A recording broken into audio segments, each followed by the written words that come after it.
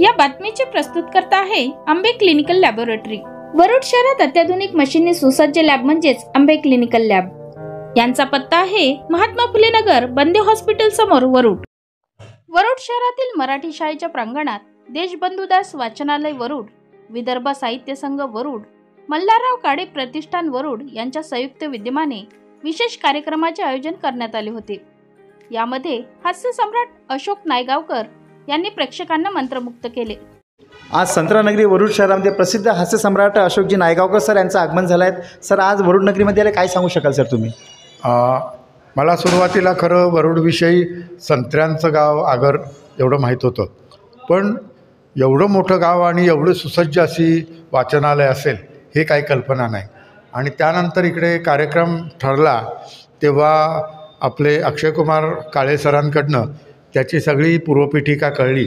मल्हारराव काळे त्यांचे वडील 50 वर्ष जवळजवळ हे वाचनालय त्यांनी अतिशय त्याला नेतृत्व दिलं आणि सुसज्ज असं वाचनालय अशा छोट्या गावामध्ये उभं केलं, ही खूप मोठी गोष्ट होती।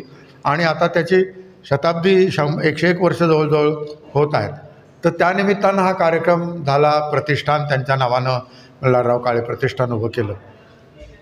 मला खात्री श्रोते कसे भेटतील अशी होती, पण सुरुवातीपासूनच गंभीर भाषणं जे कुलगुरू आले होते विनायक देशपांडे अमरावतीवरनं, त्यांचं गंभीर भाषण पण ज्या एकाग्रतेनं सगळे ऐकत होते ना, ते ऐकून मला खूप असा अभिमान वाटला। आणि नंतर माझा कार्यक्रम थोडासा हास्य विनोद वगैरे असा असतो, पण त्याही कार्यक्रमाला प्रचंड उत्स्फूर्त अशी दाद मिळाली। मला खरोखर अलीकडच्या काळामध्ये गेल्या काही दिवसात इतका प्रचंड प्रतिसाद असलेला कार्यक्रम मला मिळाला, तर इथल्या रसिक श्रोत्यांबद्दल मला खूप आदर वाटला। अशीच रसिकता त्यांनी वृद्धिंगत करावी आणि अधिकाधिक असे कार्यक्रम करावेत अशी शुभेच्छा देतो। धन्यवाद। सर, आमच्या वरुड नगरीच्या काही कलाकारांना काय मेसेज द्याल सर तुम्ही? आमच्या वरुड नगरीचे जे कलाकार आहेत त्यांना काय मेसेज द्याल? तुमचं जे नाणं आहे ना, ते खणखणीत वाजलं पाहिजे आणि एकदम प्रकाशात येण्याची घाई करू नका।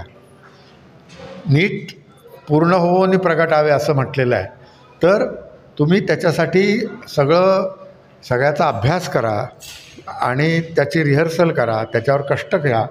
ते केलं आणि नंतर तुम्ही प्रगट व्हा। छोट्या ठिकाणी तुम्ही एक एक गोष्टींचा अनुभव घ्या, प्रयोगशील राहा आणि मग तुम्ही बाहेर पडा या सर्व या वरुड नगरीमधनं, आणि मग तुम्हाला जगाची दारं खुली होतील। तसे आम्ही असे आलेलो आहोत, एकदम कुणाला प्रसिद्धी मिळत नाही बरं का। आणि त्याच्यामागे खूप मोठी प्रसिद्धी तपश्चर्या असते। त्या तपश्चर्याचं फळ जर तुम्ही नीट केलं तर त्याचं फळ नक्की मिळतं। धन्यवाद। खूप सुंदर कार्यक्रम आज वरुड नगरीमध्ये आयोजित केला होता आणि या कार्यक्रमाला असंख्य नागरिकांनी सुद्धा प्रतिसाद दिला। पाहत राहा कॅमेरा निकू बावनसह प्रवीण सरको, चुळामणी स्पॉट।